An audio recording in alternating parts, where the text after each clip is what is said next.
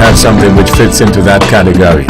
You'd like to find out how you can be a part of the program? Well, why don't you drop us a line, address it to Let's Talk program in care of On Radio, PO Box 195 Charlestown in Nevis, or give us a call. Our numbers are 1-869-469-1616 and or 1700. By the way, those will be the numbers you'll use to be a part of this evening's discussion. Thank you again for joining us. This is your voice in the community, Thought That Get Results.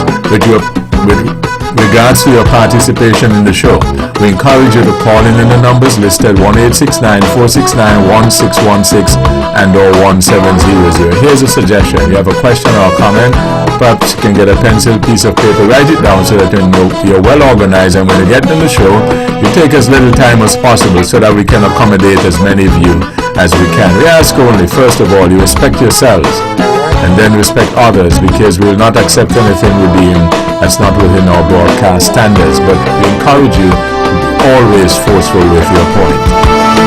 Also, you can follow the live stream, video stream of this program via our YouTube channel. You click Von Radio and you click subscribe, and also you can follow us with the stream, video stream, on our Facebook page at Von Radio. Tonight, Edric W. Stanley, good evening. Fellow panelists, good evening to the people of St. Kitts, and more particularly those people who listen to us religiously from Nevis, those who listen to us on the World Wide Web and throughout the Caribbean Basin. However, this evening I have to wish my nation happy Independence Day. At least I'm a little early, but at the same time I need to get that in. It is somewhat unfortunate that COVID would keep us really away from congregating, gathering in the true sense of the word, in terms of enjoying the festivities and all that's there to be enjoyed. But our leaders have figured out a way as to how we can still celebrate it without opposing the protocols, the social distancing and the washing of hands and the like. Anyway, happy Independence Day, St. Kitts Nevis. I recognize that the Education Department and the Ministry of Education had delayed the school opening, and again it is probably predicated on the presence of COVID. But based on what's happening in the United States, a tremendous amount of children, young adults, getting COVID, which was not happening in the past, and those who truly have not taken the jab, I do not understand how they can be so insensitive, so misguided, and ultimately so disobedient. But anyway, we will see what pans out in the end, and to that end, I hope they will eventually find it possible to admit to their folly and join all of us who have taken the jab. Webbo. The Honorable Spencer Brand, good evening. Good evening, Webbo, and a very pleasant good evening to my colleagues around the table tonight. I want to say good evening to all those who are listening and viewing this edition of Let's Talk. I want to say to our folks here in the Federation of St. Kitts and Nevis, a very pleasant good evening to you. Those who are listening further afield, a very wonderful good evening. I want to join with Mr. Stanley and wish the nation of St. Kitts and Nevis happy independence, 30th anniversary of independence. I think we have come some distance, but we still have some ways to go. I want to say to those folks who are not feeling so good tonight, whether they are ill or just going through a difficult period, I hope that if it's illness, I hope that with the help of our medical professionals and certainly with divine intervention, that they would soon be up and about.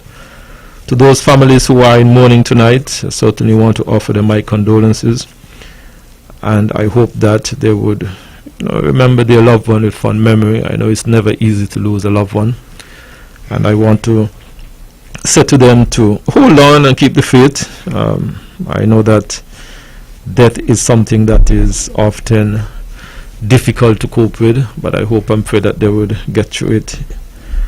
I want to also say, Webbo, that congratulations to the St. Kitts and Nevis Patriots. They are now in the finals tomorrow of the CPL, of the Hero CPL tournament. Certainly want to wish them all the best, and I hope that they will be able to give St. Kitts and Nevis a wonderful independence gift. I know we have been through some difficult periods over the last 12, 18 months, 2 years, and I believe that this would give citizens of St. Kitts and Nevis a little boost based on what I've been seeing on the television. People seem to have been celebrating the CPL games, and I hope that they can cap it off with the championships, claiming the championship tomorrow. Webbo, thanks for the invitation, and it is indeed a pleasure for me to be back here once again. Conrad Niall, Herbert, good evening. Good evening, Webbo, and good evening to your hard-working staff here at Vaughan Radio. To my colleagues, a pleasant good evening to you guys. Webbo, I'm happy to be here once again. I was just thinking we're just coming to the end of another beautiful day in this beautiful island of ours. Sometimes, Webbo, we take it for granted, but I think our island Nevis is extremely beautiful and have a lot to offer in terms of tranquility, in terms of, because what the islands offer us is what we also offer to the island.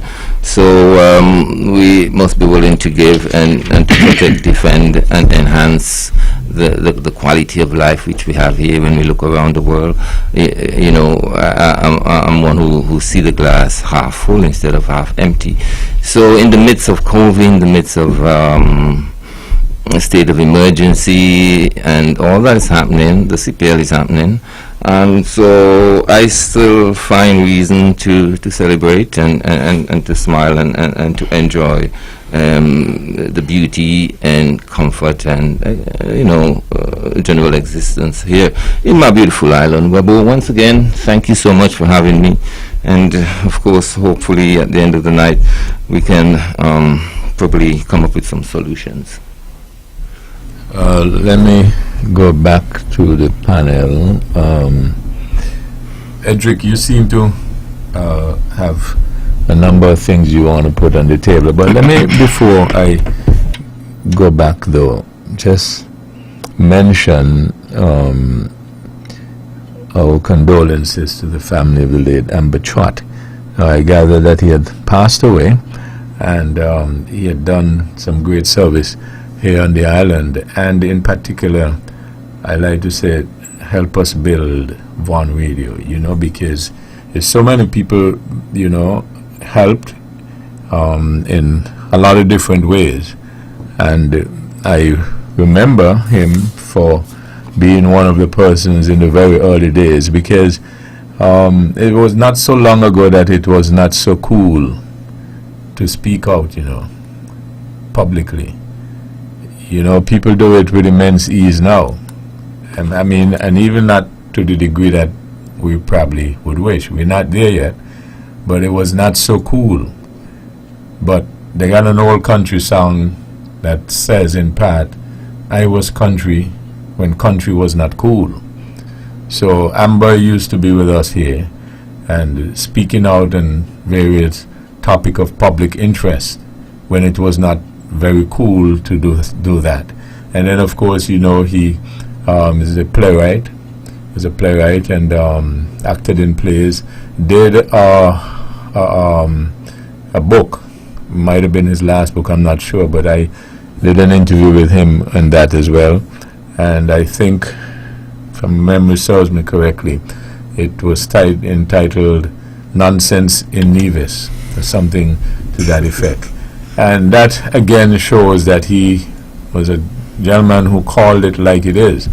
I remember also with the secession campaign, he had an ad, a promo that he did as a part of a group that was perhaps, I think, in favor of it. And he did one that I still believe that is one of the best productions that I've heard in terms of an ad. And I know a good ad when I hear it, a good ad campaign. And so, I learned he got up to 94. And that's, a good contribution, because he contributed until he couldn't contribute anymore. So on behalf of all of us here at Vaughan Radio, we thank his family for the service that he had done to us, and I believe that we are better off as a people because of that. So, having said that, let me say good night, Ted, and go back to Edric W. Stanley. The calypso that Tobago Crusoe composed or sang, it's quite a mouthful, but it is the recitation of the opposition. As always, they would find fault, yet when they are given the chance, they still wind up doing the same thing that they accused the ruling party at the time, governing party, of doing, in terms of building houses, the public debt, mismanagement of power, and the whole 9 yards. Now, when you turn the spotlight on those who are outside wanting to get in, and they begin to criticize those who are in, by fate and by chance, they give them a chance, and it's only a matter of time before they suffer the same fate as those whom they criticized. Because although I believe governing is easy, when you look at the flip side of it, based on how some people view things, attempt to execute things, it becomes a mammoth task or a Mount Everest to climb. So, in that regard, Tobago Crusoe did a marvelous job with that song, and as a result, people, oppositions, not only in St. Kitts Nevis, but throughout the region, have fallen into the same trap by criticizing, but when given the opportunity for governing or to govern, then they can't govern. Webbo. Where do I get the feeling, Edric, that you are still not done with that yet? Listen, you don't exhaust your firepower. Okay, so I'm correct. You're correct. Okay. Yeah, as I listen to you making your case, I wrote down a quotation that I had learned, and you were going real good until you got to the part where you said, although I feel that governing is easy, because you said it was, and then you seemingly started making the case why it is not easy. And I said to myself, is this man going to be snatching defeat out of the jaws of victory? Because you were well on the road to make your case, at least to me. Well, let me tell you, there are times when, if you follow my thinking, if you come to the people or go to the people and tell them the truth, the job, in my view, is easy, simply because you have hard choices and you have come and you have leveled with the people, and as a result they have been given the truth, the absolute truth, and they can't fault you when something goes wrong simply because you have given them the truth. And in that regard, governing is easy. You can't please everybody. You can't please all the people all the time. But if you come with the truth to them all the time, eventually they will be able to understand that you have come clean, and ultimately will give you a check mark for good governance.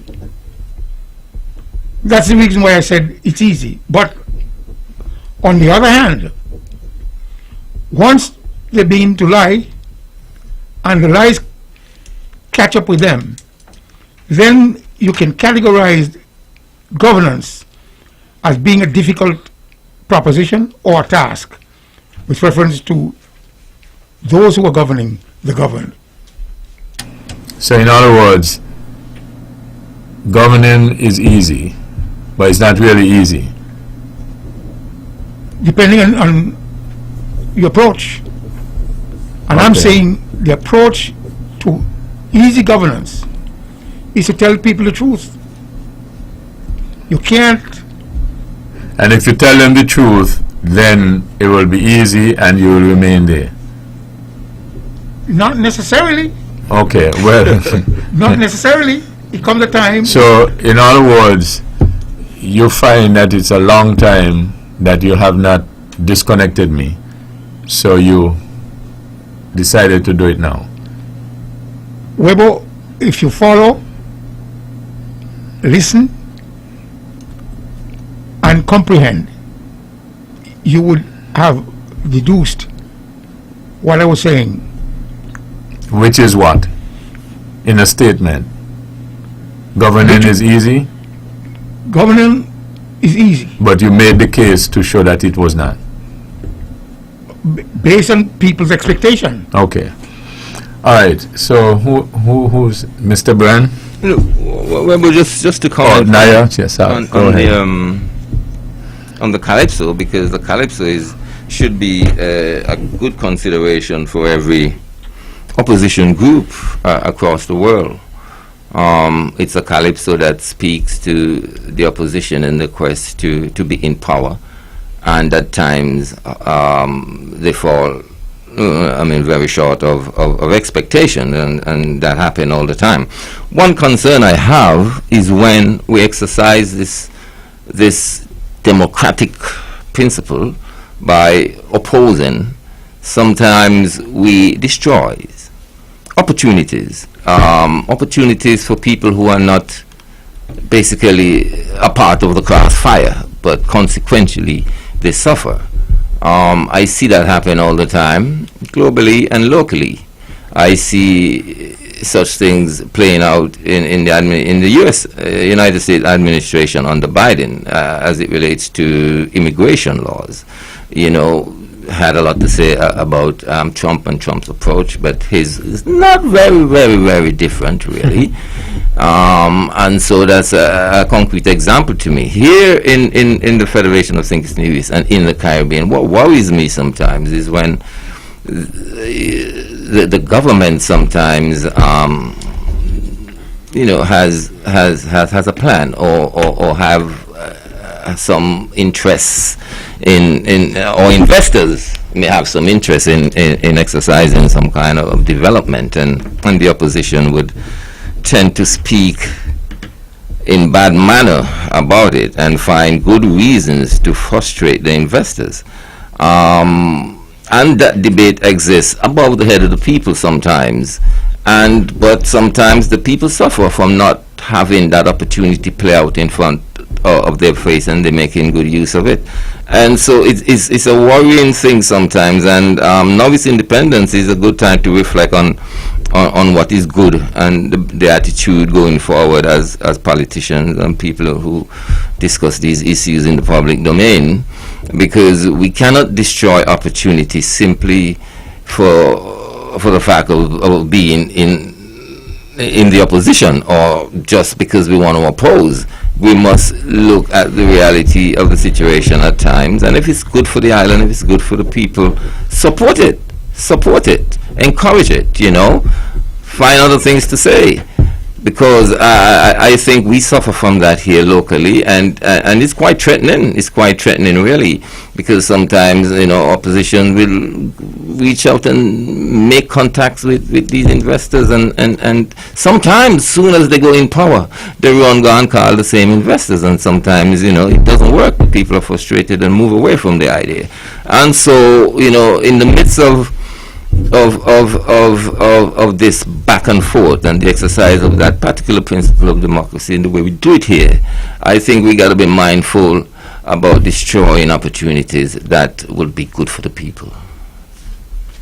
But you see, now, that's interesting, but it's who determines what is good, who is the adjudicator, because take a case in point that you brought up. Let's say you have a project, and Edric is the person in charge in government at the given time, and Mr. Brand is opposing.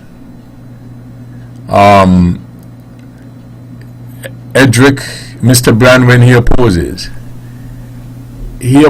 on the basis he's going to think he has good solid ground, and if he cannot find other things, he may well argue it might be a good project, but with the wrong person in place. Yes, that's just the reality, right? Yes.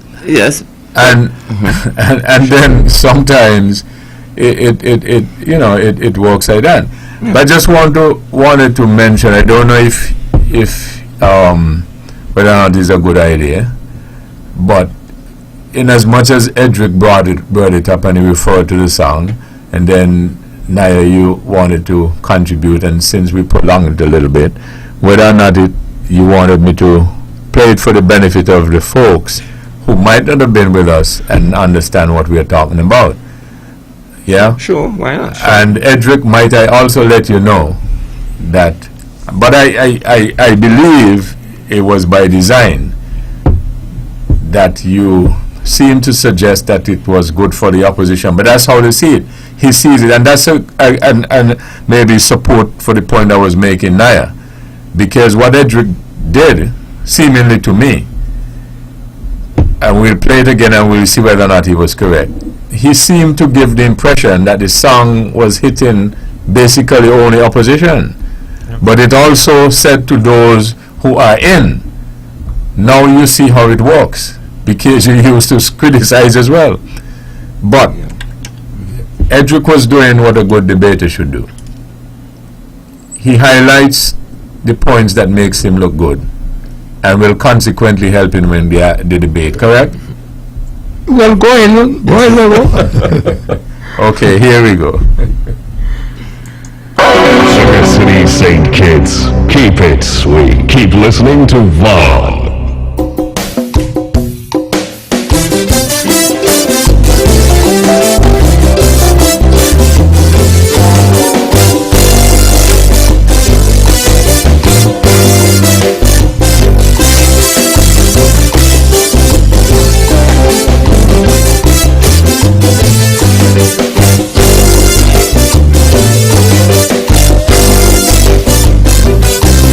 Everybody think they're politicians.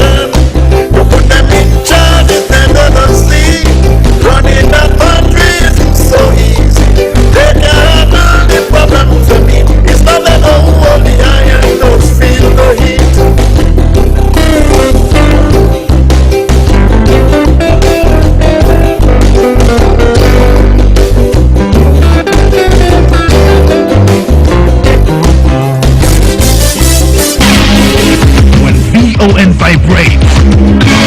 The whole Caribbean must shake. 860 AM, the powerhouse. Builders Paradise is offering a large variety of floor and wall tiles at very competitive prices. Builders Paradise has over 2 million pieces in stock, lots of different styles to choose from. Whether you're renovating or tiling a new house, Builders Paradise has what you need. Wow! Oh, and remember, we're open all day Saturday to serve you better. This is something that you can't refuse. Visit Builders Paradise today at the C.A. Paul Southwell Industrial Site in St. Kitts or call them at 466-4938. Back on this episode of Thought That Get Results with Conrad Naya Liebert, the Honorable Spencer Brand and Edric W. Stanley. You know, as I was listening again, I chuckled a bit because it had a sort of light moment in it. I think who had elections a couple of months ago? St. Lucia, yeah. Right, when government lost. And what I find was interesting, before they had the official swearing in of all the ministers, the Prime Minister-elect made, among the first statements he made was that no money is there.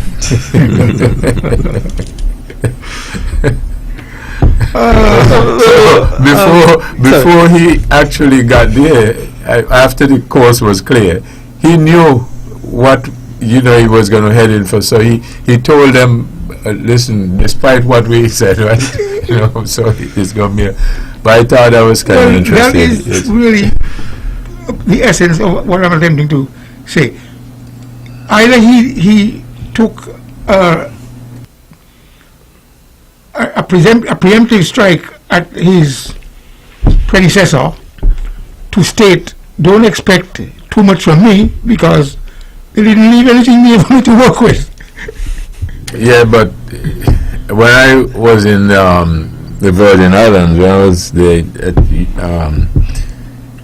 they had an election, and the governor, I think he ended up doing a one-term because the campaign against him was so ferocious, and the other guy got in. I think it was a doctor at the time. British Virgin or Snyder? Snyder. Okay. Snyder. I think it might have been him. I'm stand for correction. Okay. But anyway, it was one governor was out, the other one was in.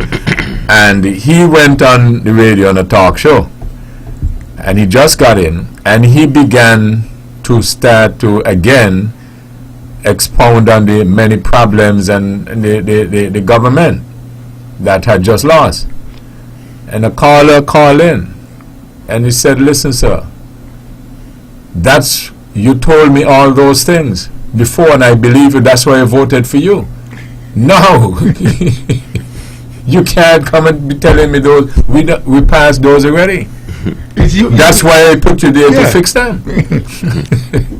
So it's sort of, when it's interesting. Okay, I think Mr. Brand wanted to get in. Yes, Webbo, song have a bit for both sides, both the government and both the opposition.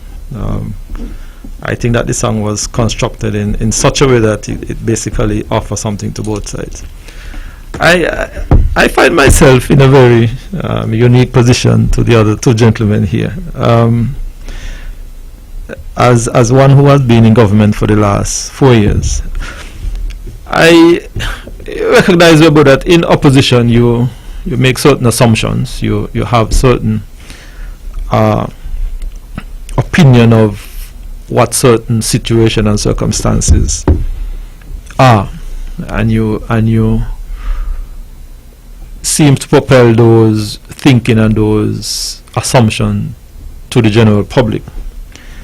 Getting into government, you realize that what you may have assumed may not have necessarily been what is actually the case. I think oftentimes that while in opposition, persons may have their idea and their policies and their initiative that they believe that might be good for the country. And the government is always appearing to be a government, quote unquote, I don't know what they're doing, and people think that I think that oftentimes that we, in these small microeconomic state, that we often tend to forget what we call external forces. And we are in a classic situation right now where COVID have come onto many of these islands and these economies in a kind of way that have really tested even the very best government with all the good intentions. And I think that oftentimes that when in opposition, people may think that they have all of the answers at the time and they can solve all of the problems and they can fix every single issue that is in the country. But getting into government, it does not necessarily always work out that way. It often, very few times it actually happens, because, like I said, there continue to be these external forces. And sad to say that there have been some internal forces as well, where government would have sought to do things, in my mind, that have not always been in the best interests of everyone. I think it was Mr. Stanley who indicated that you can't please everybody. And oftentimes when you seek to make certain decisions or go into a certain direction that appears to work for maybe not necessarily all of the people, even though that is what is intended to be. You hear, I get the criticism, or there is victimization, there is favoritism, and so on. So there is always that balancing act as a government, and in every government would have that situation. But I believe that the song offers a bit to everyone. I think that it gives some what I call body blows to the opposition, and it also challenged the government to stay focused, to stay on course, and to, you know, advise anyone and everyone who believe that they have all the answers that it is not necessarily always so. It's not always necessarily always. So I think, Webbo, that Naya struck on a point there about destroying opportunity. And I was hoping that he would have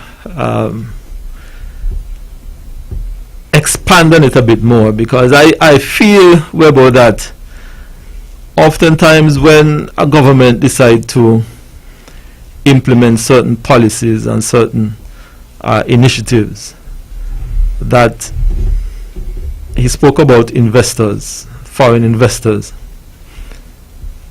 I would hope that government themselves would not necessarily always be looking at foreign investors. I believe that in these territories you can also have a lot of medium-sized and small businesses that can keep the economy and so on going, while we look to foreign investment for larger investment that would employ a larger section, a larger number of persons. Foreign investment is always good. But it oftentimes we have foreign investor who may come, and then the opposition may be saying all kind of things about the particular investment, and it turn off. And I think that is struck on an interesting point, that destroying opportunities, and it is something that government and opposition need to pay a bit more closer attention to, because we have had incidences here in the Federation where, because of the politicking around certain investments, they would have just get up and go. And it's sad because, as Naya would have said, it would have destroyed some opportunity for a number of persons, probably getting jobs and changing the dynamics in the economy and so on and so forth. So that is something that I hope that while the government may be on a pathway to do certain things and the opposition may not necessarily agree with that pathway, and I think that we need to, from time to time, look at a much larger holistic view of how we want to see the country. And I think that if there is I always look at it as a futuristic view of where we would like to see Nevis in the next 10, 15, 20 years. And regardless of which government is in power, then that roadmap, so to speak, can bring serious dividend to the country. So that is something also I would hope, along the line of what Naya was talking about, destroying opportunities that we wouldn't have.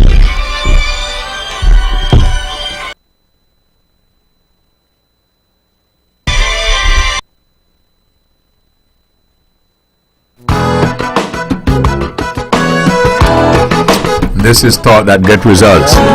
You can join in on 1-869-469-1616 and or 1700. Okay, now you wanted to make a comment? No, Webbo, No? just struggling to find. Interestingly, I could remember some years ago there were some noise, maybe it was noise, as well as it might have been a serious project, but they wanted to put an oil farm, Fuel storage. a fuel storage depot on the south coast of Nevis, and it would have brought some good traffic, employment, and ultimately might have transformed the area into something economically buoyant. But he had some drawbacks. There were some drawbacks, and the opposition took it to the certain degree. And I'm not sure if it was the opposition either. But at the same time, the project faltered. I use the word faltered rather than saying that the project cancelled. But on the one hand, there were some potential for coastal damage with reference to a potential or an eventual oil spill. And that is one of the projects which I recognize would have brought some activity, economic activity, to Nevis. But it was not supported by the government. The opposition? By the government? The opposition. No, it was supposed to. No, the government of the day supported it, the opposition. Okay, well, I'm a little fuzzy on the on what transpired, but I know Mr. Gasket. Well, no, I don't want to call people names.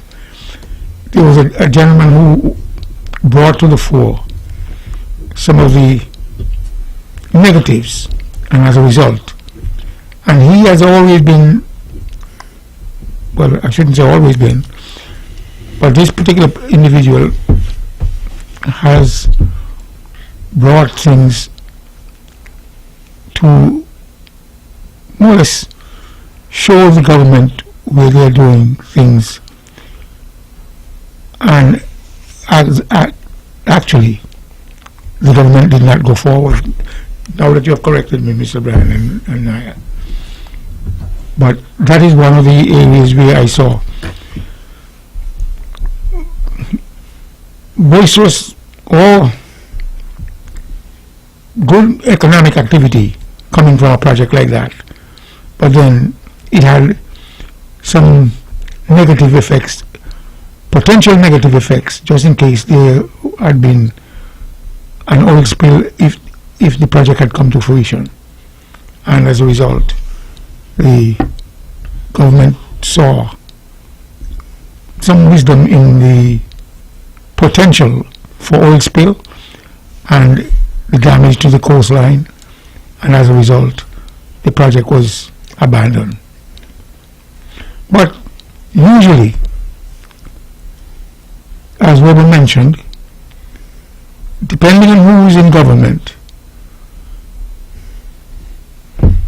the project can be killed, because I want it when I am in government, and therefore it's not good at this particular juncture or in terms of timing.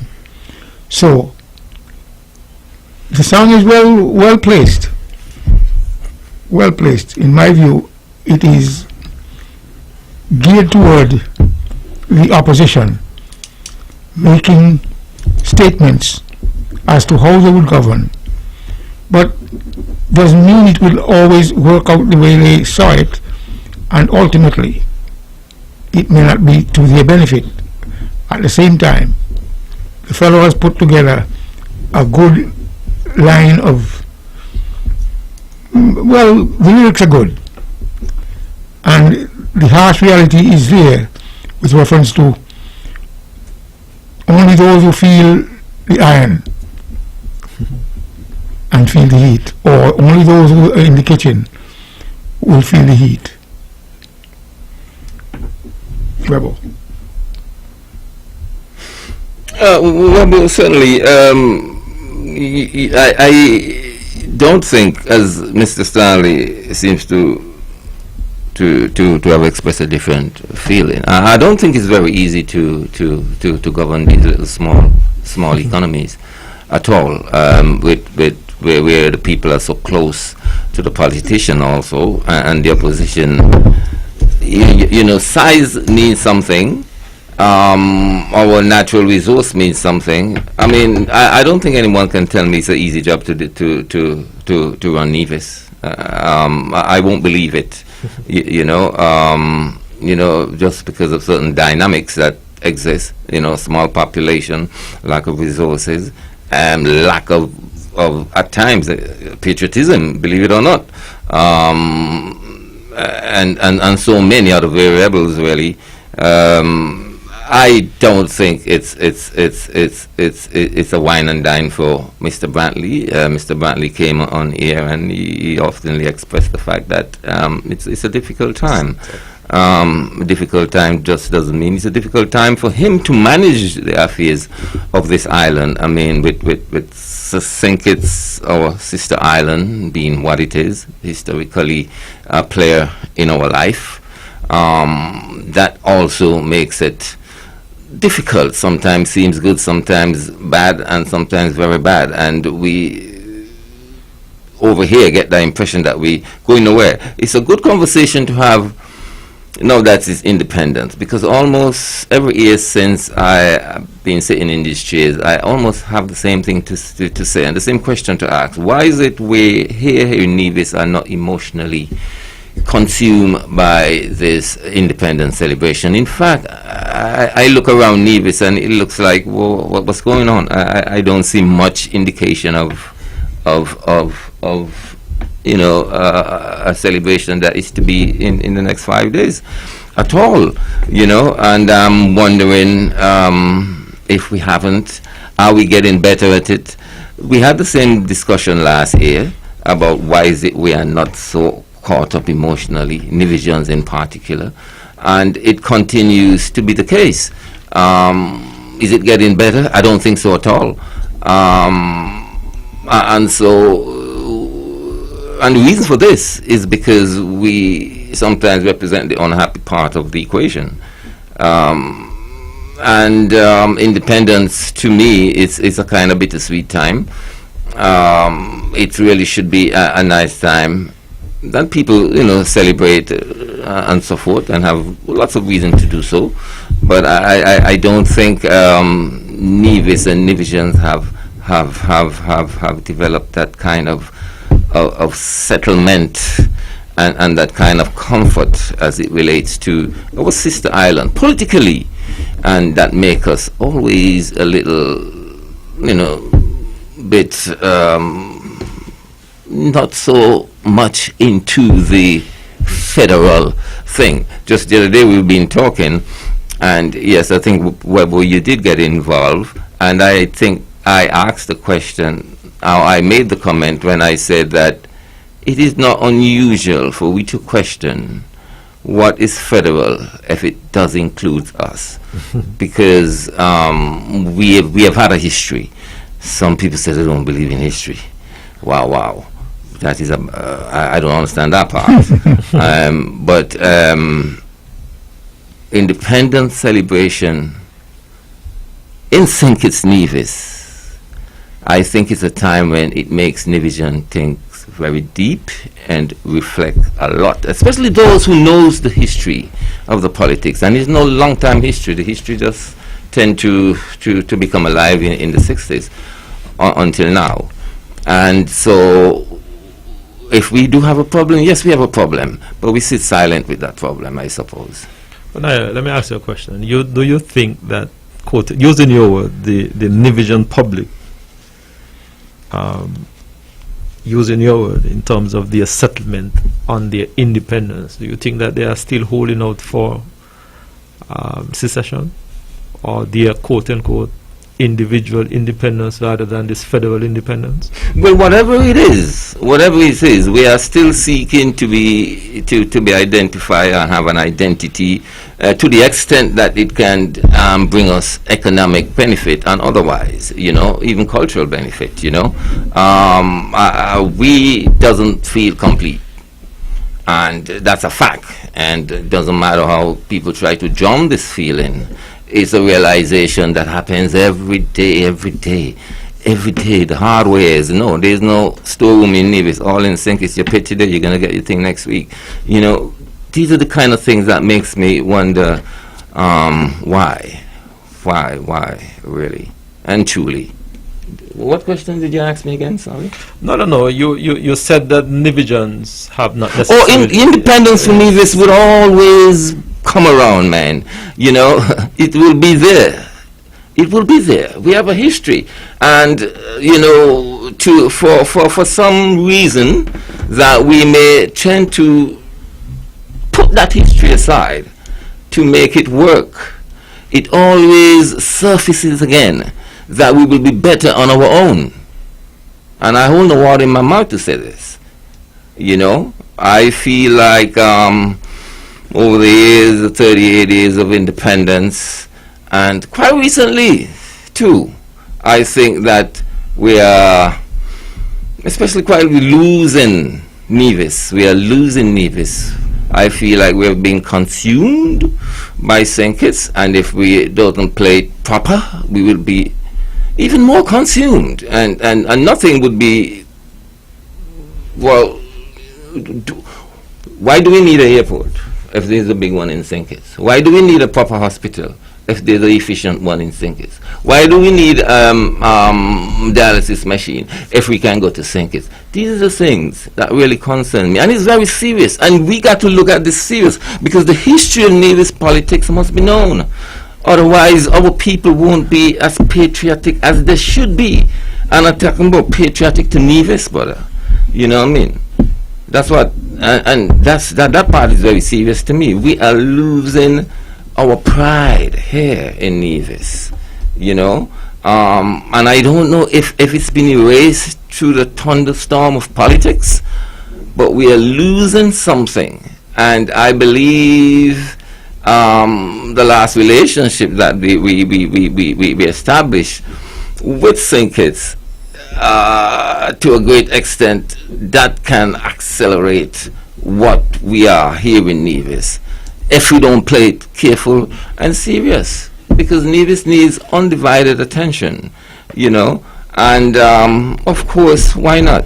We get along, but do not try to suppress this urge, this desire that Nevis have and had for so many years when every minute we come around to the fact again, and we will even threaten them. I don't know if they're ever being threatened anymore, because they were like, these people are joke, about leaving the Federation. This is not just our problem, you know. Barbuda have the same thing, Tobago is questionable, but Nevis in particular have been struggling with this in an immense way for a long time, back and forth, back and forth, back and forth. And I asked a good question to some mates, some business friends of mine, and I asked them, do you think Nevis can really become independent, or any Nevisian can lead Nevis into, and they said no, and it broke my heart, man, because it's like, wow, it's gone then.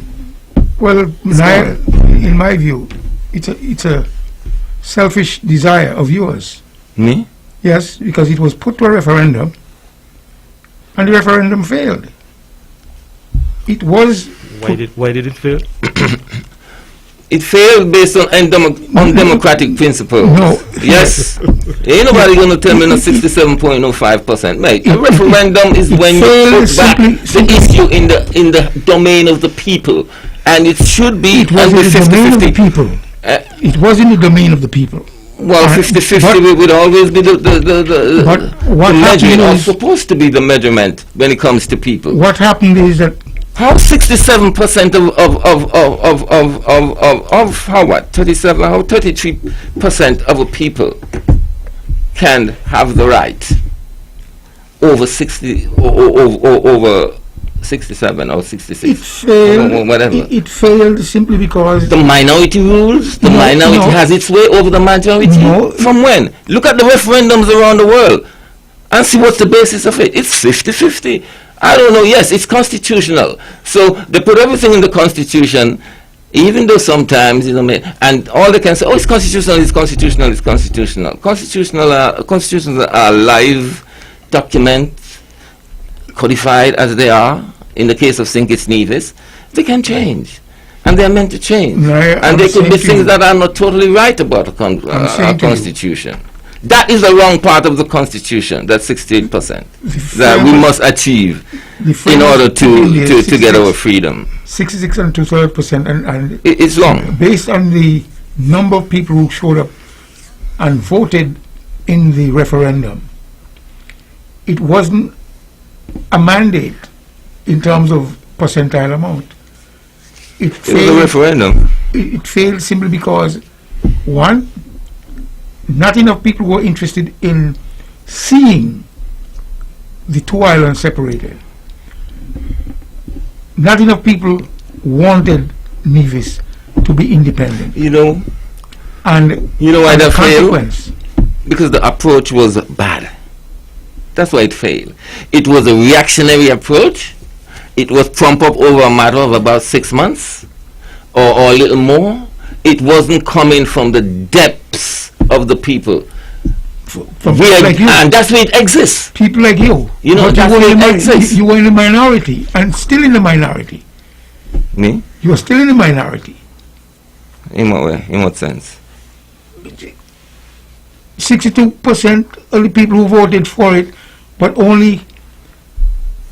I was part of the 62%. Oh, in the minority. It failed simply because it was supposed to have arrived at the threshold of 66 and 2/3. Yeah. So you were in a minority, and based on the number of people who voted, very few people showed up to participate in the referendum. And maybe you like history, but go back and review the numbers and make a determination as to whether or not those numbers are correct, and as a result. It's happening all over the world. Let me tell elections all over the world where the opposition say they not take part. Let me tell you this. Isn't it an election still? Maybe I can help out. Yeah. Edric and Naya, right? It's we have an interesting discussion going on, and also as I do that, I was paying a little tribute to Trot earlier, so that might be interesting as well, right? So the discussion, healthy discussion that Edric and Naya have going on between them, which Bran was about to join in. And then here comes Amber Trot. And this was August 5th, 1998. I'd just like to share a few thoughts relating to the upcoming referendum.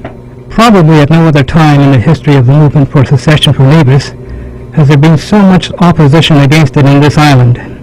Even more remarkable is the fact that those in Nevis now leading the charge against the movement for secession are the leaders and officials of the political party whose very existence was predicated on the objective of secession at all costs for Nevis. In the debate in the Nevis House of Assembly on July 14th, contributions from the three members on the opposition bench included the following statements. 1. All over the world, economic forces control governments. It is a fallacy to think that if Nevis separates, things will get cheaper. 2. Secession is only going to cost us more, and nobody can tell us where the money is going to come from. 3. There will be sacrifices, and the people should make their decision knowing that if we choose secession, sacrifices will have to be made. Now, my purpose is not to dispute these statements, but to point out that they were just as applicable to our situation 30 years ago as they are today. Haven't Nevisians had to make sacrifices all along the way, even without secession? Did things get cheaper between now and then? Did anybody tell us in advance where the money was going to come from to meet the increasingly higher cost that we've been paying? The situation which for decades has given rise to the longing for separation from St. Kitts has not changed, but the philosophy of the party that once reflected the hopes and dreams, the heart and soul of the people of Nevis has been radically altered. The party that was once the darling of the vast majority of Nevisians because of its bold cry, secession at all costs, is now boldly instructing the people of this island to vote no to secession. They are now saying that the costs are too great, that we haven't been given all the facts, that the present administration is incompetent and corrupt, that we aren't sufficiently developed and hence not ready yet, the rest of the world will not accept or deal with such a tiny nation, and that constitutional reform is a much better option. But the fact is, the imagined or projected costs have always been very great, even when they were leading the cause for secession. We certainly didn't have all the facts then either. Every country that has ever broken away from another knew it had to pay the costs. Nobody gets a free ride. We can't expect Nevis to be an exception. And if the previous administration had been viewed by the voters as being competent and incorruptible, they would probably still be in power. We are much more developed now than when they were screaming for secession at all costs. In modern times, the world more readily accepts and deals more fairly with smaller states than in the past. And up until the moment when the Premier decided to seek separation from St. Kitts, I supported the idea of constitutional reform. But the Constitution of St. Kitts and Nevis is like an ill-fitting set of patched-up hand-me-downs from somebody else's family. Altering, cutting, and patching up somebody else's worn-out suit is not nearly as attractive as choosing something tailor-made to one's own specifications. After that, whenever the garment needs more alteration or modification because of something like an expanding waistline or a receding chest, it will still suit the original owner. Now about negotiations. The classic position has always been to hold negotiations after the people have indicated their determination to become an independent, separate country. To negotiate anything before the people have spoken would give the secessionists an enormous advantage.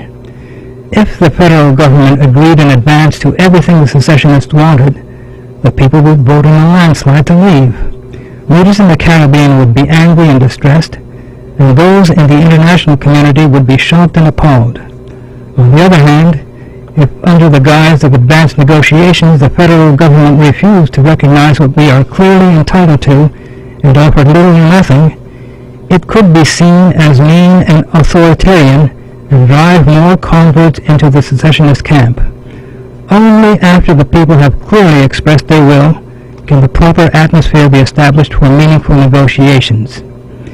If the referendum goes against secession, it is obvious we will have to be satisfied with striving to make substantial and creative alterations to an ill-fitting constitution. That may satisfy certain entities in the short run, just like the present patched-together constitution did, but I don't see it doing much for the confidence and self-esteem of a people who for far too long have sensed a lack of equity in the constitutional, political, and administrative relationship with their sister island. Finally, those who say there hasn't been enough discussion on the matter know very well that that is not the case at all. Like in Canada, where Quebec wants to become a separate nation, the debate has been going on for decades. And even though the secession forces have lost 2 referendums in Quebec in recent years, the Canadian federal government at no time negotiated anything in advance. The debate rages on because the constitutional reforms which the federal government had offered fall far short of what the Quebec law can comfortably live with. Divisions have a choice to make on August 10th, and a chance to escape that trap. A no vote will likely mean we go on for decades yakking about the pros and cons of secession. A yes vote means we stop the yakking, roll up our sleeves, and get busy to make it work. I'm ready to vote yes. I'm ready to stop the yakking and get on with it. But that's only my choice. You still have to make yours. 32 years. Okay, the last part fits who? The last sentence. Naya. Roll up your sleeve and get working. Yeah, I'm ready. Yes, because No. he did say And the part before the last. fits me. Okay, so one is ready to roll up the sleeve and one is ready to continue yakking. Yeah. So Edric, you say that's you. You're ready to continue yakking, and Naya is ready to roll up his sleeve. But are you sure Naya ready to roll up his sleeves?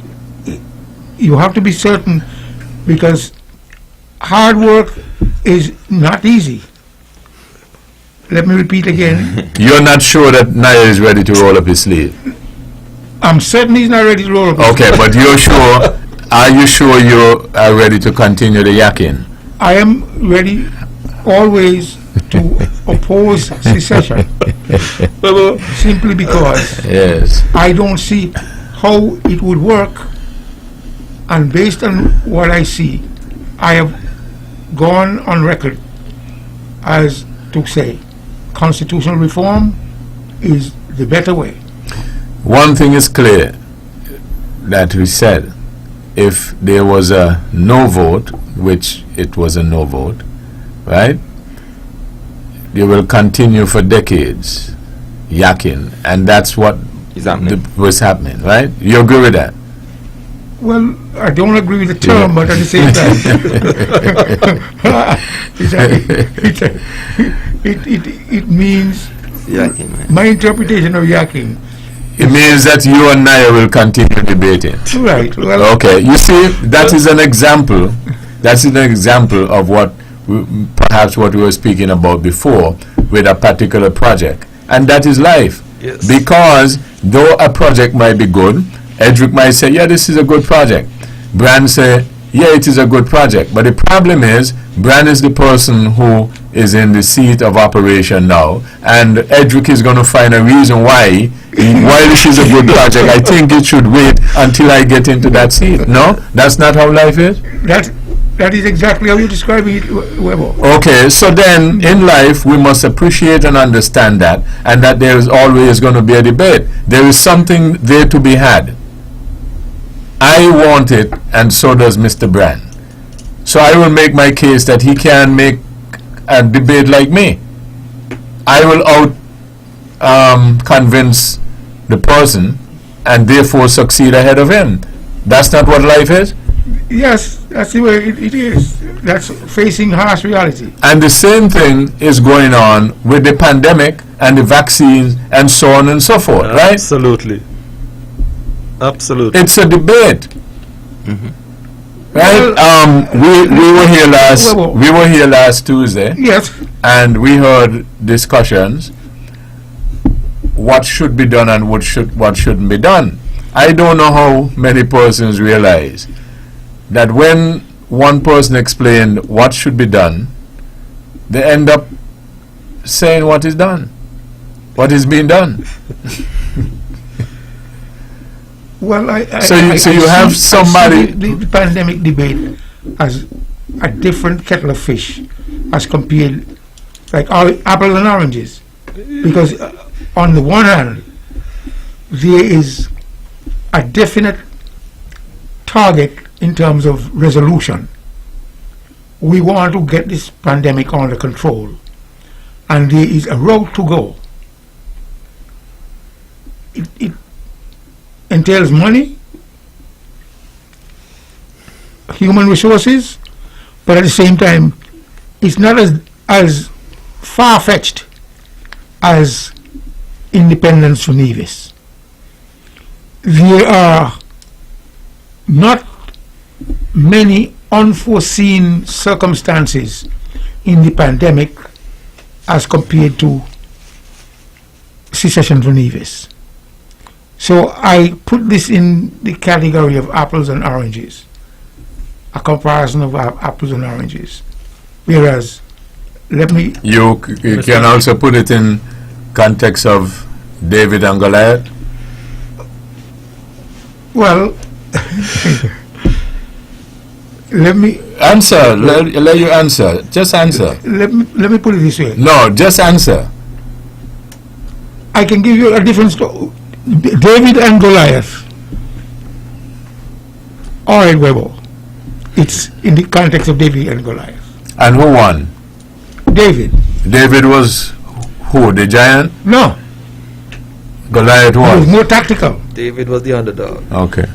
He was more tactical. Okay. So you can see then.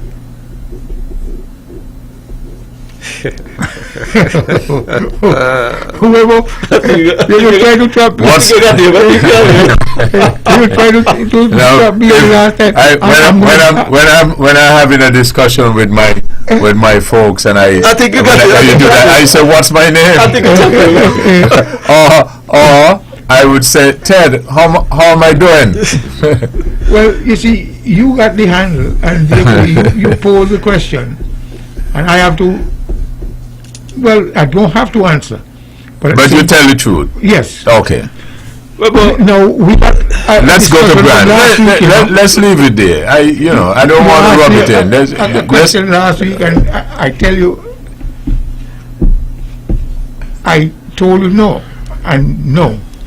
You know, I'm going to say something. I'm going to say something in a riddle, and I appreciate you coming and working with me. There's only one person on this planet who refuses to work with me, and I keep working. Go ahead, Brian. I asked the question earlier, Webbo. Why did the referendum fail?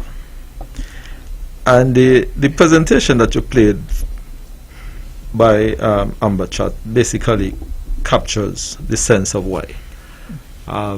The members of the opposition then would have supported it in the House, and then on the outside they would have campaigned against it. 67, 66, 2/3 of any 100 was a very high threshold, and I feel that the fear mongering, the anti secession campaign would have caused, and in my mind, some of it went down political lines. We are now with this COVID situation, where for some reason there are those persons who are against the vaccine. Some people really can't give a valid reason or valid explanation as to why. There are some persons, however, have some concern based on their religion, based on their health, and so on and so forth. But there is a section of the society that, just as the campaign for secession, they don't feel that because they are not in a certain position they are going to go against it. And it is a similar thing that is happening now. Losing out on this secession, what was the impact on Nevis? We're still having this gapping and this back and forth, as Naya put it, and so on. The impact of the vaccine where persons are not vaccinated, it's costing people their lives. And there is a huge difference. That's why I categorize it as apples and oranges. I don't know whether or not everybody will agree with you as to why it failed. You see, sometimes some people can argue, I failed because I didn't work hard enough. You believe that? Yes. But yeah, of course. Sometimes you fail. Yes. Listen. Sometimes you got a project to do. And if you are underprepared because you underestimated the difficulty in the project, that is why you may fail. You may go back at it having a better appreciation of what is involved, and the same project you succeed. So I'm not saying you're wrong. I'm just saying there might be other reasons why it failed other than the one that you stated. Because I always believe I have one or two people who I would give certain information about certain things you're doing, and I would say to them, listen to me, you run so hard that when you just hit the tape, it means that you come first, but still keep running until they say, boy, stop, you won. That's how hard I like to work. Hello, good evening. Good evening, Webbo. Good evening. Very good. The conversation is very appropriate. I think you made a good point, and people are making good points. What is important at this time for the independence of Nevis and secession and all that is to understand this. Are we saying if the referendum had succeeded, we would have been better off? Can we say that now, 21 years after? 22 years ago? 21 for sure. Or can we say, because it didn't succeed, we're better off? And we can't, as you say, continue to one side, continue to yap, and one side continue to talk about rolling up the sleeve. What is needed now in the national interest is made of good report and good repute to now say to ourselves, well, I wonder if we made a good decision, and I wonder what is required now to move to the other level, if indeed there is another level. I mean, Stanley's view about constitutional reform is better than a dome is. So, what are we to say now in terms of the Nevis and think its future going forward? And maybe we should have what we call some wise men who could sit down and put some good views together and analysis and data. Because everybody is saying that is the opposition who stop the secession, you know. But I have heard people tell me who voted for secession that they're glad it didn't succeed. People who voted. And I mean, I'm not talking about these are not people who come from, these are not brain sweepers, these are real people. And then sometimes we felt and we understand that in the end, how could you 22 years ago make a decision ago? And then come back and say after 22 years, well, I can't make another one. I cannot make another one. I cannot have another run. I cannot have another discussion. And I cannot speak now to these are people here in a different view as to how we should move forward. Because I am not saying one way or the other, but I am saying that I feel that the session failed in 98, and 23 years after, we have just swept it under the carpet and say he failed that. And then, as Maya said, every time there's independence, you say, independence where? Independence how? Independence for whom? And you cannot always say to your children, well, you can't go to that school, so you can't go to school. And maybe that is where we are now. The caller, might I point out something just for your consideration as you asked the point about timing and if you cannot do it again, blah, blah, blah. You remember a word they called Brexit? I remember nothing about a process. A process, right. And yes. You remember it happened more than once? It happened more than once? Yeah, they went to the referendum. Yes. More than okay. I just wanted to put they tried it and it failed and they went back. I can't do it. I like to try it and it succeeded. Oh, okay, all right, he yes. did. Yes, it did. Yeah, and then coming in Brexit coming into Europe was also a referendum in 1972. they were, but what I just put Yeah, that I understand the point. in the conversation, Yes. based on the question that you asked. Yes, and Because you and I play to it. If a bowler man a ball around the wicket and he hit you for 4, the one ball you over the wicket. right. Oh, you have to change your approach. And it's the same thing now with the pandemic. The pandemic rollout has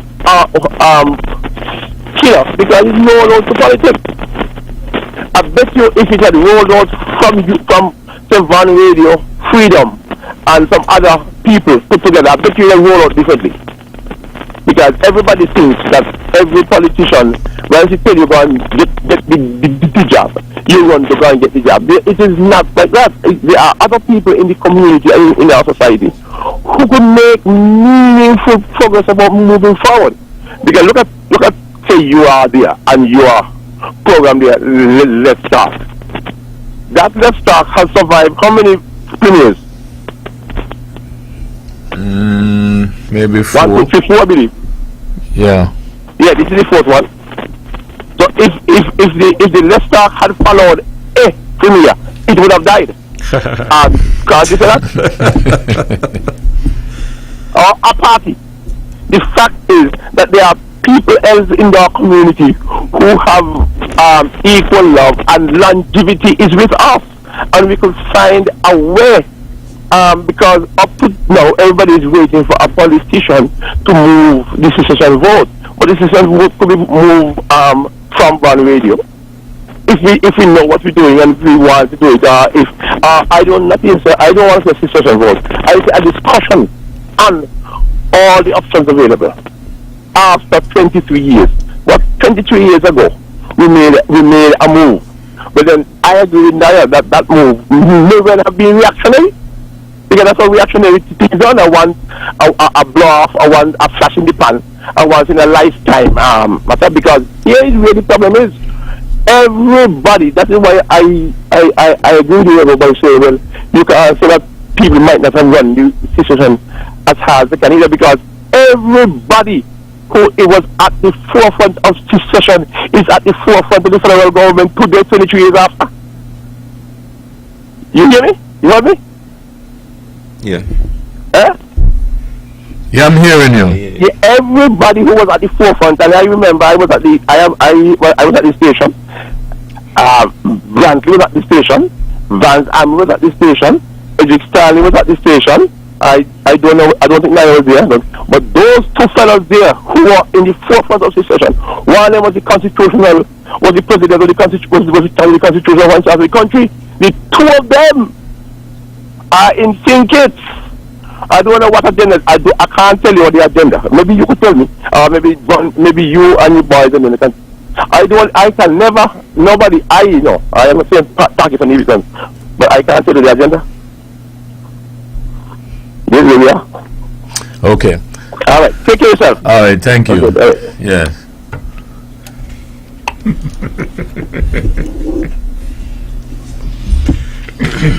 I don't know to laugh. You have to laugh? Well, the thing is that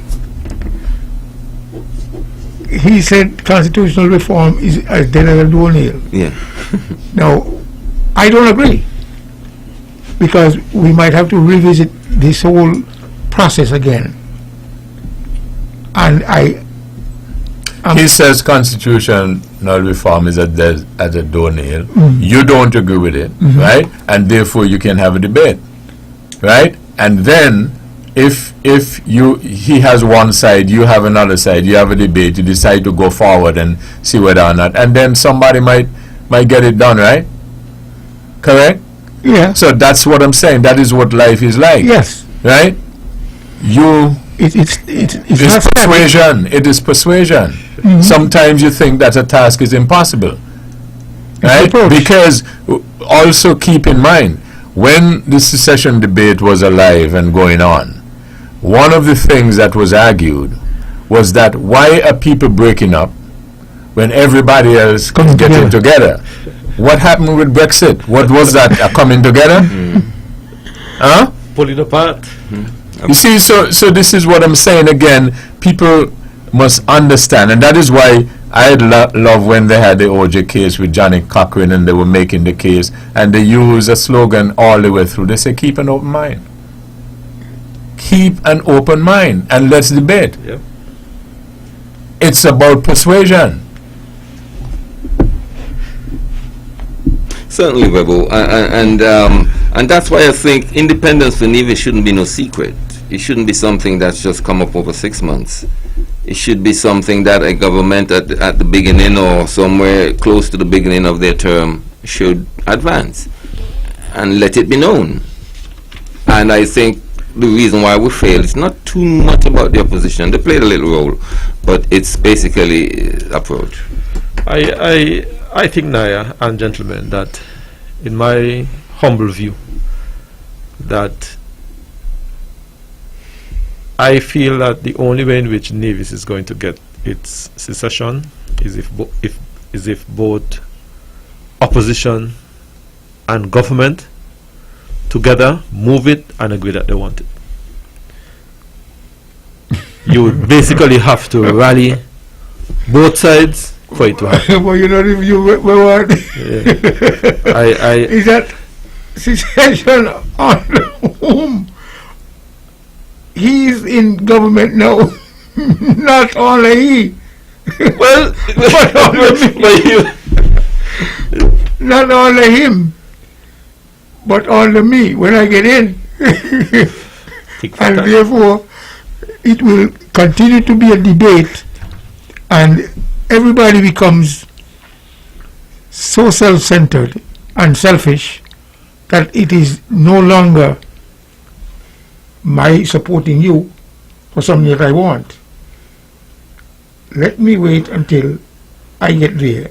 And then? And then, and then two man crab can be in the same hole, and therefore you both would not be in at the same time. When one is in, the other is out, and therefore when you get in, because you didn't see how I should support the one who was in to get the accolades in terms of the assent, and therefore I will not support it. I will oppose it until I get in, and then I will rally my supporters to get the numbers that would be required to give me the 66 2/3% that is required. Although it might be a tall order, it might be achievable. Might. Anything is possible. Right. Webbo. Well, just so you guys just been laughing and giggling, it reflects. No, it's not a matter of laughing. Yeah, laughing and giggling. This is not an issue to be laughing and giggling about, as far as I check. You in government and Stanley don't want secession, and together you guys come together and having a laugh. The very serious nature of the debate. But to me, it's about planning, really and truly. It's about an approach. It's about nationalism, and I believe, Webbo, you're a good campaigner. I believe if Webbo is on board, we got to convince Webbo now. Doing what he does so well. I believe if time is given. I'm talking about 3 years of planning this thing. You know what I mean? Throughout the schools. I mean, we're planning. I never even hear about a national anthem, a trial or invitation for Now I'm people going to interrupt you, but we'll continue right on that, right? Thank you for holding. Good evening. Thank you, my brother. I agree with. I am thankful for what Stanley said. Stanley seems to think that individuals are all kind of half hypocrite. Kind of try something. If you know what, they bounce back and bounce back. Yeah. So we are gangsters. Yeah. I want to associate myself with what you said, Reverend. Keep an open mind. Right now where I am, as you know, I was a very staunch campaigner against secession 1998, and I did a lot of work for it. But that was then. Today, I have an open mind, and if I had known that my efforts in 1998 would have put Mark Brantley, Dan Zamri, Jeffers, and Eric Evelyn, anybody from Nevis in two governments who shut themselves on me, and I ain't get no, and Nevians ain't get nothing out of it, I would have voted for secession with my hand up. Okay. I would have voted for it, because I do not believe that you could smart out people and say, go down the road, go down the road, go down the road, and when you do, you swim back up the road and be in charge of the road. You understand? Yes. So that's all I want to say. Okay, thank you. Good evening, thank you for holding. Good evening, you're on the air. Yeah, good evening. Yes. You know. You're on the air, you need to turn your radio, listen to your phone, please. Yeah, good evening, Webbo, as individuals and program. Yeah. Good evening. Caller, you need to turn, please, your radio, your internet, whatever it is, down and listen to your telephone. The idea that Naya brought up about the 51% or the 50 plus 1 instead of 66% to gain secession, I think that is a very, very wise move, because you don't really find this 66% to change anything happening in too many areas.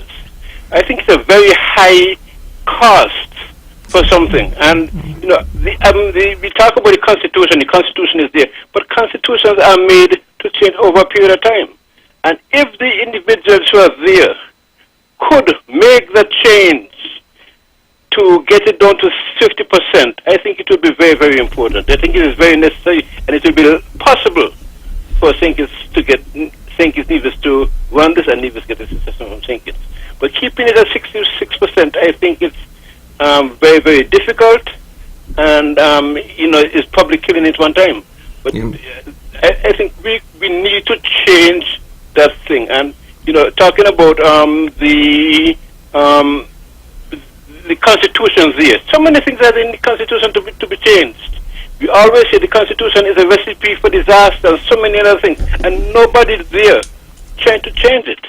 I think we need to address that, and Naya's point is very, very clear that they should change that 66% to probably 50% plus 1. That caller? Immediately. Thank you. Caller?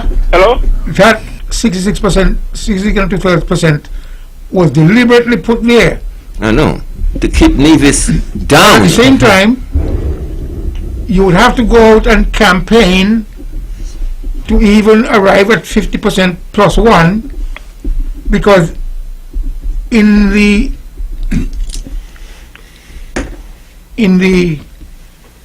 secession that had failed,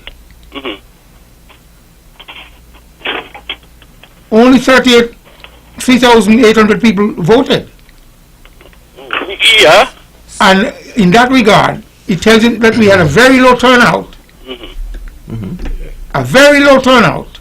And a caller just called and said somebody who voted for said they're glad that it failed. Well, some who did not vote for said they wish they change it. Yeah. They wish they had voted for it. So it goes both ways. Well, I yet to hear somebody who didn't vote for it to come on the air and tell me. Did somebody call and say that, or somebody party? A caller called in just a while ago and said that he knows someone who voted for it, for the referendum, in favor of the referendum, but then said they're glad it failed. Well, I know somebody who didn't vote for it, who said no, if they knew what was going to happen, they would have voted for it. So the debate goes on, both ways. Okay. Okay, thank you, sir. All right, thank you. Naya, go ahead. Well, I kind of lose my train of thought. You were making the point. Yes, I was making the point about approach. Webbo, I say a government who is serious about secession would be introducing that to his people early in the term of government. And it's no secret. It shouldn't be no secret. You know, the reasons are there. Reasons are the reasons. If the people decide to, then we got to start making the process, taking the steps towards the process. It looks to me, Webbo, like the Constitution have denied Nivisions their freedom. The Constitution have denied Nivisions their freedom. The 68% is not acceptable nowhere on the face of the earth. I don't know who would decide to do that. And I believe, and I always say to myself, that Mr. Honorable Van Zamri probably should have spent the rest of his political life ensuring that that is removed from the Constitution, because it's totally unfair, it's not acceptable, it's undemocratic, and it's a recipe for social disorder. That, by way of information, that statement that you made about the that percentage not achievable in no way on the face of the earth, they had a non-binding vote over 90%? in a non-binding vote before that. Yes. And they achieve over 90%. It was over 90. Now, the other thing I normally will tell my folks, the fact that you cannot do something, you must never say it's not possible. It cannot be done. That's it. The fact that you don't know something, you must never conclude nobody knows it. Right? So, and then finally I would also say, when people tell me, oh, that is difficult, I would say, but you agree difficult doesn't mean impossible, right? Right. That's the kind of workman I am. Hardest, James Brown used to say, hardest working man in show business. Yeah. So when people say these things, I say I got you, but I keep working. But I just wanted Naya to give. I know that you knew that because you used to be in those circles. But they got 90-something% before. Yes. When your father was on the battlefield. Of course, but I'm just saying, in today's world, for that to be a standard to achieve for the liberation of a people, you doesn't find it. No, you just have to have the cause and the approach and the technique and the strategy. But I believe it's achievable. Yeah, well, I'm just. Believe it's achievable. The reason why I interject on you, Naya, is because sometimes if we make sweeping statements and the alternate possibilities are not put forward there as well, people might get a different. Yeah. As you say, I was around. I know Nivisions vote 100% for it. Prior to that.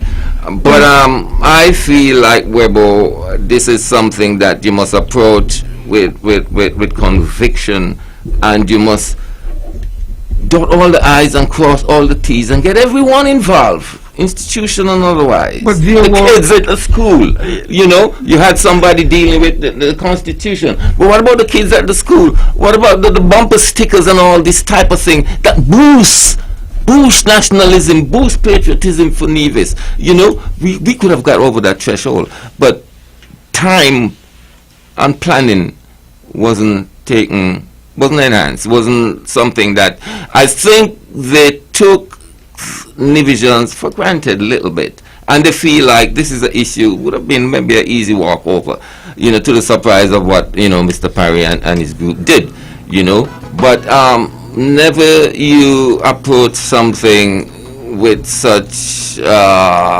what could I say, assumption. Give it all you have, especially something so dear to us as secession. Let me get a break.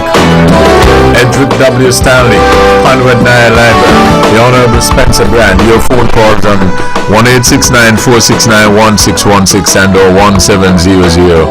We'll be back after these. Sugar City St. Kitts. Keep it sweet. Keep listening to Von. Builder's Paradise is offering a large variety of floor and wall tiles at very competitive prices. Builder's Paradise has over 2 million pieces in stock, lots of different styles to choose from. Whether you're renovating or tiling a new house, Builder's Paradise has what you need. Wow! Oh, and remember, we're open all day Saturday to serve you better. This is something that you can't refuse. Visit Builder's Paradise today at the C.A. Paul Southwell Industrial Site in St. Kitts or call them at 466-4938. Back on this episode of Thought That Get Results. Let me ask this question. How many of you recognize the passion from everybody who has a comment to make on this topic? True. The callers, those of you who contributed, the passion, right? There exists a passion. Yeah. It's a deep thing. It's a deep thing, Webbo. Okay, let me get this. Good evening. Good evening. Thank you for holding. Yes, good evening, Webbo.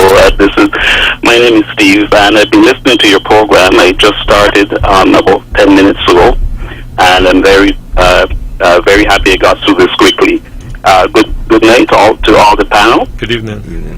Good evening. Yes. The reason I'm calling is I was listening to a program on the radio, and I believe it was Voice of Barbados, and the host of the program said, and he specifically mentioned St. Kitts Nevis. He said you can put the entire population in Yankee Stadium in New York. 51,000 people can fit in Yankee Stadium in New York, in the Bronx. And he said, how do you imagine a state that tiny making a big impact? And I said to myself, and I'm a Kittitian, I was born in St. Kitts, in Bastia. I don't live there, I live in Canada. But the point is that the population, the people of St. Kitts may be riding a high horse and making the people of Nevis feel less than them. And that's the issue, that's the problem. And they need to start thinking of each other as co-citizens residing in one state, as equal partners. That's how I view them. When I go to St. Kitts, when I come to St. Kitts to visit, I go to Nevis, and I think of them as equal partners. Both of my grandparents were born in Nevis. Both of my grandfathers were born in Nevis. The last thing I want to see is St. Kitts and Nevis split apart, because we are intertwined so tightly. It's impossible to split us apart without hurting each other. So I think, and another thing I want to bring up, in the U.S., okay, in the U.S. legislature, it takes 66% of the congressmen and the Senate to pass a law. The reason why it can't be 55 plus 1 is because when you are making profound decisions as in legislating, you have to have most of the people on board, because you're making a profound decision that's going to affect lives. You can't make it 50% plus 1. It has to be a clear majority in order to make a profound decision like that. So that is why it should be 66%, because most of the people need to send a message that this is what they want. And that's all I have to say. I could point something out and ask a question, caller, regarding the last point that you made. Yeah, sure. In the terms of the Brexit, do we know what percentage that was? Yeah, I'm sorry, could you repeat that? No, in terms of Brexit in the UK, do we know what percentage that was? I am not sure of the percentage, but I don't That believe there are 50% plus one. It's 50 plus 1. Yes. The thing about and that is of great significance as well. But I'm not saying whether I agree or disagree with what you said. I'm just putting that in reference to the point that you made that this thing cannot be done because of ABC. Okay. Well, the thing about Brexit and the whole European Union thing is that you're talking about sovereign states there. You're talking about states that formerly were not together. You're not talking, Right, so, but you see, it comes down to the point was making decisions, and the majority of the people, you said, must have a say, and that is why it is 60-something percent. Yeah. Right. So I just wanted to point that out, just to think about it. Okay. All right. Yeah, fair enough. Yes. Okay. Yeah. Thank you. Okay. Thank you, sir. Yes. Have a good night. Thank you as well. Well, when the team went to Britain, they had a burning issue, a vexing issue, when the Honourable Sim Daniel and his entourage went to Britain. There were vexing issues, a few vexing issues, but this is one of the reasons why they got 90-something percent. Let me just take this because good evening, thank you for holding. Good evening, Webbo. Yes. Good evening. Can you turn your radio or what you're listening to down, please? Or turn it off? You will hear us on the phone. It's turned off. Yeah, I was listening to another radio station today, and there was a recording played of a lady in St. Kitts who was very passionate about the unfair treatment. She's a tour operator, and she was very passionate about the unfair treatment that meted out to some of the tour operators, taxi drivers and stuff over in St. Kitts. Apparently she not only does driving tours, she does walking tours of Bastia. And I think she said preferences were given to the larger tour companies and stuff like that. She was not allowed to operate. I sat and I listened and I wondered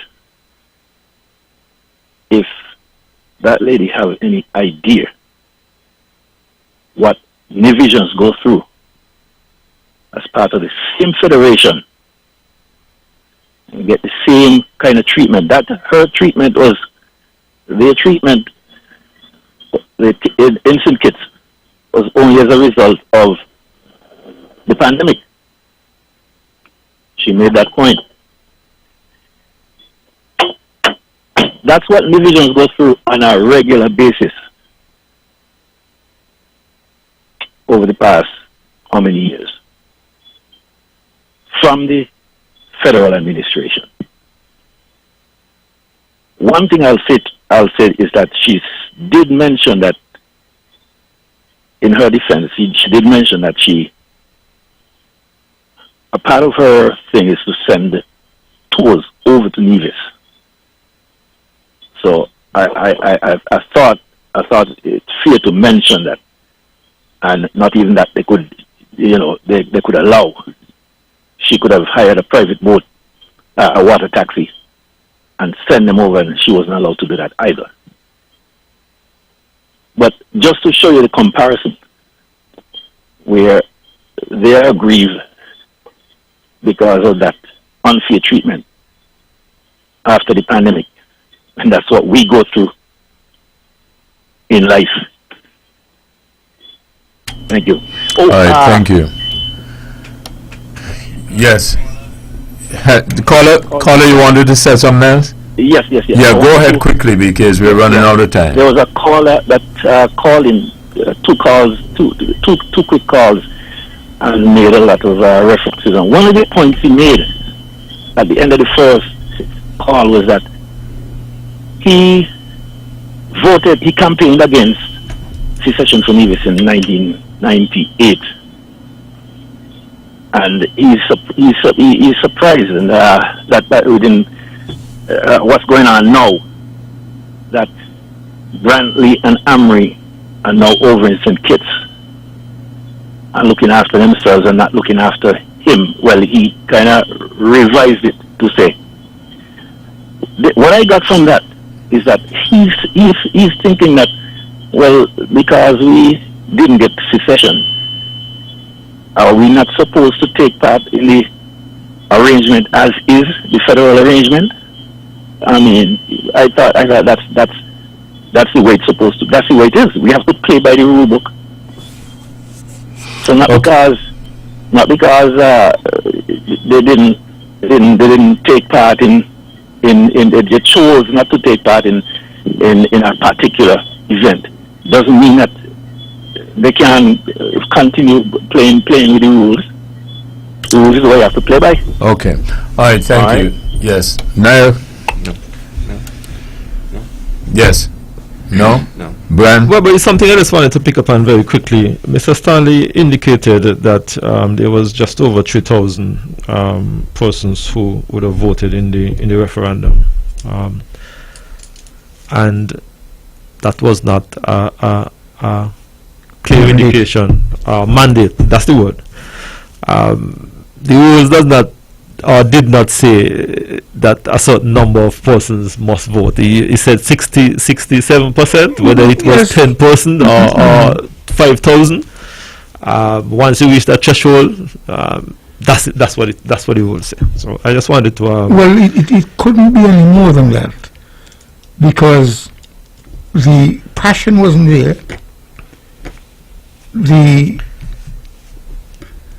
desire, and ultimately it would have been counterproductive, and this is why not many people showed up.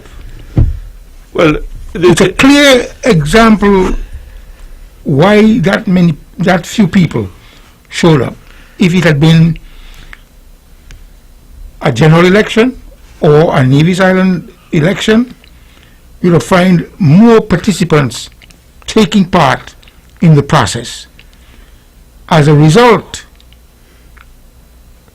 only that few people showed up, and fortunately it failed. They got 62% thereabout, and I was called the next day.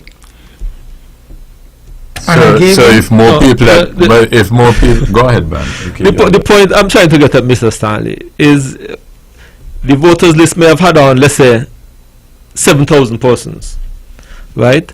And out of that, I'm just calling a number, and out of that 7%, you might have had 3,500 persons who would have turned out to vote in the referendum.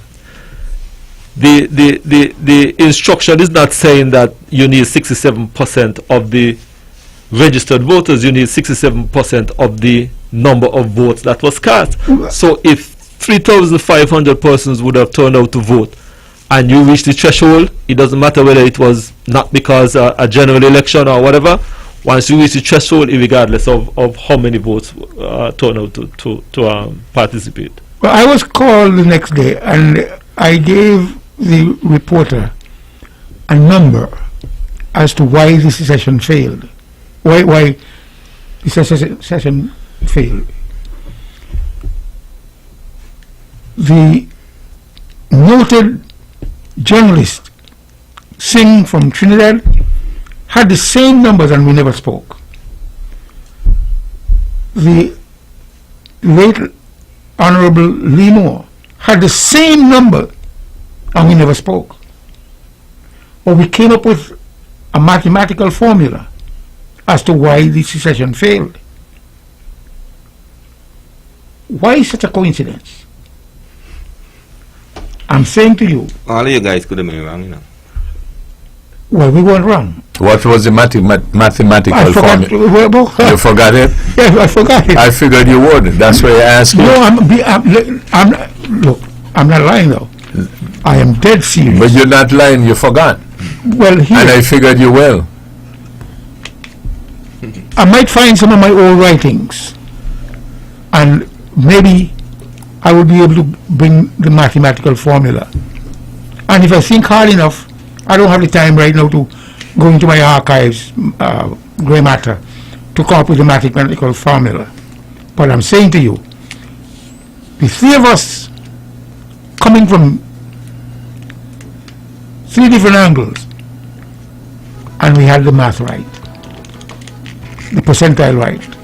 I don't remember exactly how it came down, but the triangle had it mathematically correct.